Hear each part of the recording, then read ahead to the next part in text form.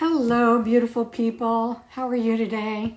I hope you all had a wonderful Valentine's Day yesterday, or Galentine's Day with your girlfriends, whatever you're doing. I hope that you have given yourself a lot of love and received a lot of love from others, from God, from the universe, from source energy, from all the places where you can get love. I hope that you do that. Today I'm going to talk about rising above and creating fortitude and instituting the fortitude that you have, and part of that is from a divine source. So hopefully you do that. So trauma, as you know, creates a profound impact on your life. It's created jumpiness in your body, different symptoms that you may have, emotional, mental, and physical symptoms that you've been dealing with for quite some time. You know what they are. I just want you to know that all of that is normal, doesn't feel normal, doesn't feel good, feels horrible, but you're not alone. And people who've been traumatized go through a lot of the same things, a lot of the same symptoms. So I'm going to talk about what you can do to overcome the negative effects that trauma has had on you in your life. So the first thing I want to talk about is seeking support. You need support from trusted friends, relatives, or if you don't have those, or even if you do have those, a support group of some kind. Usually there are groups not necessarily around trauma, but around codependency. CODA or Al-Anon would be for people who are friends or family of alcoholics or drug addicts. So if your trauma's been caused by that, by someone in your life that was a drug addict or alcoholic, you can go to Al-Anon. I spent 6 years in Al-Anon and it totally saved my life. We need support. And in addition to that, I hope you seek professional support from a trauma-informed therapist. A therapist, a counselor who knows all about trauma, has helped people before, and can help you too. And so that's what I've been doing for the last 20 years in my private practice, and when I worked in agencies, and in my course Essential Mastery, which when it's open again will not only provide information and practical exercises that you can do, but also a support group of women who have been through the same things that you and are on their healing journey just like you. Let's talk a little bit about self-care. In order to have fortitude to rise above your crisis, you need to practice self-care on all levels of your being.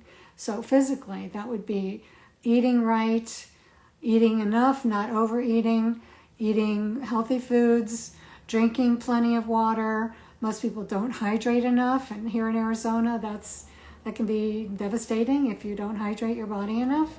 So hydrating, 8 glasses of water a day. Also getting plenty of sleep at night. Most trauma survivors don't get enough sleep because they have nightmares and flashbacks and worries, and a lot of that keeps them up at night. So a lot of sleep, good nourishment, good hydration, really important part of self-care. Another thing is cultivating a positive mindset. So when you've been traumatized, you probably don't even think straight. You probably don't have a lot of positive thoughts. A lot of my clients come in and they don't even know what a positive thought is. They have all these negative thoughts. They beat themselves up. They think terrible things about the other people in their lives and about themselves. And anything that comes up from your subconscious that's automatic, I call those ants, automatic negative thoughts. And who wants to live in an ant-infested house or mind? Not me. But I had to learn how to take care of my mind, how to take care of my thoughts, how to change from negative thinking to positive thinking. And that's a skill set that needs to be practiced. So I would encourage you to practice that. Have an accountability partner or work with your therapist or support group. But a positive mindset is critical in overcoming trauma and maintaining a positive attitude. Setting boundaries. So briefly, I'm going to talk about 2 types of setting boundaries. One type is setting boundaries against negative influences, people, toxic people, the people who've perpetrated abuse upon you, the people that you don't want in your life, or the situations or places that cause you a lot of pain. So setting boundaries about not letting those influences into your life, and setting some boundaries around how much you scroll, how much negative news you listen to, how much of things that cause you to feel really terrible during the day. and not get a lot of work done or not feel comforted in your own personal space. So the second boundary is creating a personal space, creating an energetic boundary around yourself. So you push out all those negative things I just talked about. They're outside your energetic boundary, and inside your energetic boundary, you fill it with the things that are important to you. So for instance, what's important to me is love, my higher power, feeling good about myself, and safety. So you can fill your personal space with those things and just reinforce what those things are so that you feel safe. You have to have a safe place. Otherwise, it's just going to be crazy making. Another thing is engaging in healing practices. So I kind of talked about some of those already.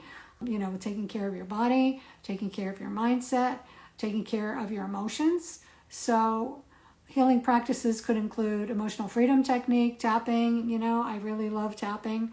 I do that with all my clients, helps a lot. Box breathing, havening. I'm not going to get into them specifically right now, but there's many healing practices that you can learn and practice. And usually people will learn those and then they won't practice them because they just don't. So having a support group to remind you to do it and be accountable for you to do it is also a part of your healing practices. An important part of healing from trauma is refinding your purpose and your meaning in life. Without purpose and meaning, I don't even want to get out of bed. I don't know about you, but purpose and meaning is so very important. So whatever your purpose used to be before your trauma, whatever brings you meaning, whatever floats your boat, whatever makes you feel good, it's really important to put attention on purpose and meaning. So I would encourage you to do that. So I wish you all the best on your healing journey. You've probably come up with a lot of things that helped you already. So please leave a comment or some comments about what you do and what you can do and the struggles maybe that you've had, but mostly what you've done that's really helped you. Let's share those things with each other so we can heal together, because everybody has some trauma in some form, some much more extensive and hurtful than others, but all of us need skills and all of us need to practice doing things so that we feel good. So please leave a comment about what works for you, and I will talk to you next time. Thanks.